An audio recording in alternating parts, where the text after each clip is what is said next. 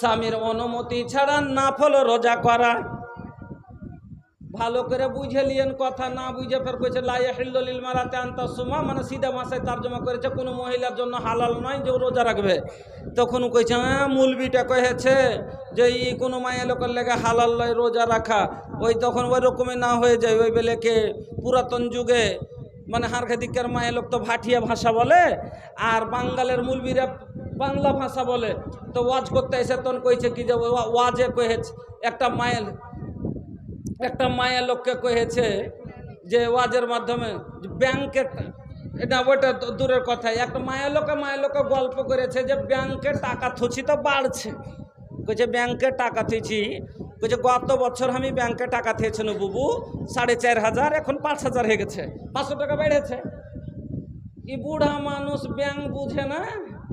কইছে তাই নাকি, ঠিক তাই নাকি, ব্যাংকে টাকা থুলে টাকা বাড়ছে? কইছে হ্যাঁ। কইছে ব্যাংকে টাকা দিয়ে না থুইলে তো কহেনি, কইছে ব্যাংকে টাকা দিয়েছি তো টাকা বেড়েছে। কইছে তাই নাকি? কইছে হ্যাঁ। কইছে হাম্মু তাহলে দিবে, হার কাছে টাকা আছে হাম্মু দিব। ও গেছে যার করে টাকা কোটা নিয়েছে, আর ঘরে কোনাতে ছিল তো বড় একটা ব্যাংকওয়ালা বসে, তখন ওই ব্যাংকে দিয়ে দিয়েছে। একটা গল্প, এটা কোনো হাদিস কোরআনের কথা নয়।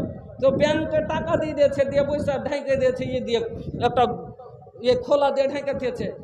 2-2.5 মাস পরে ছেড়ে দেখছে, আর কইছে 1 টাকাও বাড়ে না, 2-4 বাড়ে না। তখন আরো দিন গল্প করছে, কইছে হাঁটি তোরা কোন ব্যাংকে দিয়েছিলি টি যে তোরকে টাকা বাড়লো? আর আমি যে কোন ব্যাংকে টাকা দিয়েছি, লেডার ব্যাংকে 1 টাকাও বাড়ে না। কইছে হ্যাঁ কোন ব্যাংকে তুই টাকা দিয়েছিস যে 1.5 বছর হয়ে গেল তোর 1 টাকাও বাড়েনি? কইছে চল তো তোকে দেখাচ্ছি, চল তো তোকে দেখাচ্ছি। কইছে চল, তোরকে বাড়ি কোনটা ব্যাংক আছে তোরকে বাড়তে? কইছে আইনে তোকে দেখাচ্ছি। কুটির কোনাতে যে বসনা ছেড়ে দেখাচ্ছে বড় একটা ব্যাংকের সিট আছে। তো না বুঝে কাম করিয়েন না। তো এর মানে হলো ফরজ রোজাতে কাউরির অনুমতি নেওয়া লাগবে না। ফরজ রোজা যে আছে, ফরজ রোজা যেটা আল্লাহর তরফ থেকে ফরজ, তাতে কাউরির হুকুম দরকার নাই। আল্লাহর হুকুমের উপরে কাউরির হুকুম চলে না।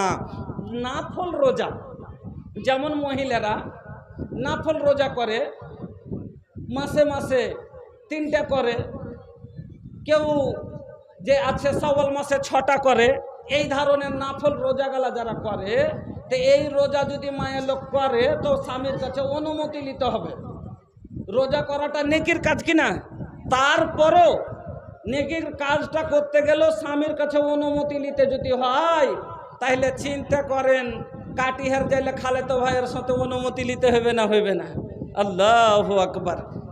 বন্ধুরা আমার মা জননীরা, তাই আল্লাহর নবী বললেন কোনো মহিলার জন্য হালাল নয় যে তার স্বামীর অনুমতি ছাড়া নাফল রোজা রাখবে।